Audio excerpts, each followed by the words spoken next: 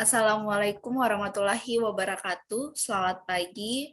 Kami dari kelompok 8 yang beranggota, saya sendiri Diana Maria Osiana, dan teman saya Wulan Agustin Putri dan Najwa Ajara. Di sini kami akan memaparkan materi tentang alat kesehatan diagnosa. Langsung saja.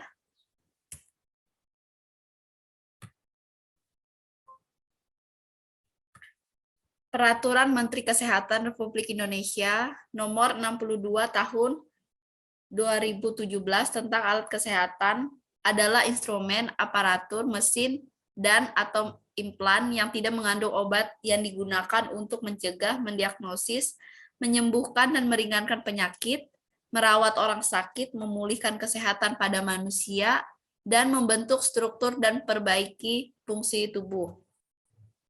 Alat kesehatan diagnostics in vitro adalah setiap reagen, produk reagen, kalibrator, material kontrol, kit, instrumen, aparatus, peralatan atau sistem, baik digunakan sendiri atau dikombinasikan dengan reagen lainnya.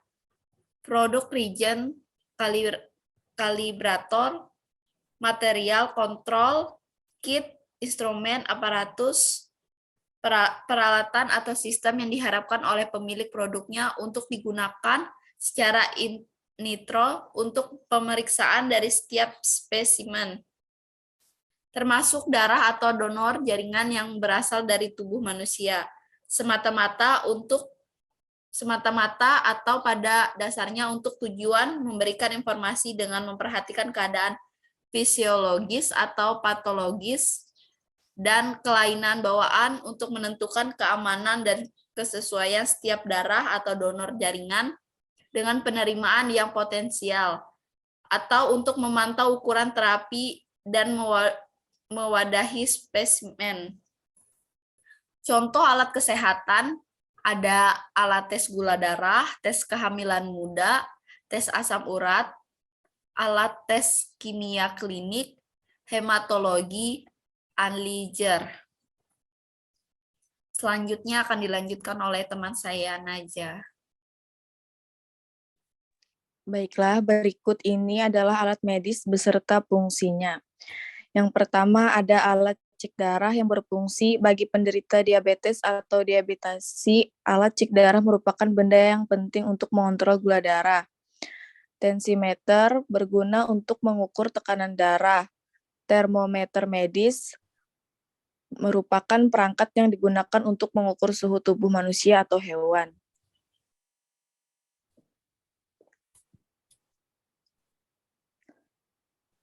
Selanjutnya stetoskop, yaitu untuk mengirimkan suara bervolume rendah seperti detak jantung atau suara usus, vena, atau janin ke telinga pendengar.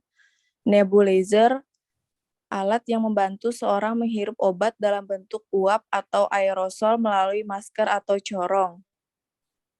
Pulse oximeter, yaitu perangkat elektronik kecil yang mengukur saturasi atau kadar oksigen dalam darah.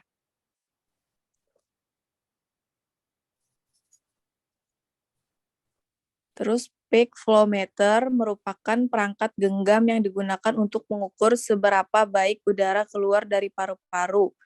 Ini untuk penderita asma. Terus petal Doppler, alat yang menggunakan gelombang suara untuk memeriksa detak jantung janin. Terus tes kehamilan untuk menentukan apakah seorang hamil atau melihat jumlah human chorionic gonadotropin dalam tubuh.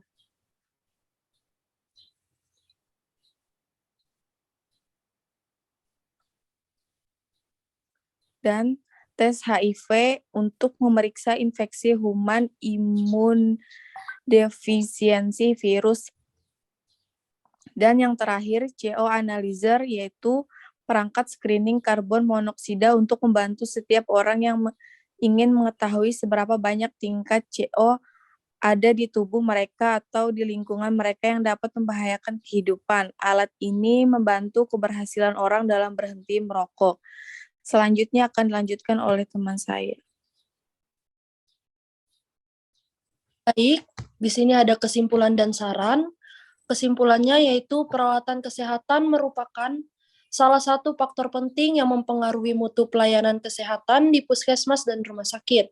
Pelayanan kesehatan tidak hanya diperlukan dari segi pemenuhan jumlah dan jenis berdasarkan standar yang ada, tapi juga perlu diperhatikan keamanan dan lain fungsinya. Terus sarannya, pedoman spesifikasi alat kesehatan yang berisi tentang fungsi, spesifikasi serta visualisasinya diharapkan dapat membantu untuk mempersiapkan pemenuhan pelayanan kesehatan yang sesuai standar, sehingga mutu pelayanan kesehatan yang baik dapat meningkat. Sekian dari pemaparan kami ucapkan terima kasih.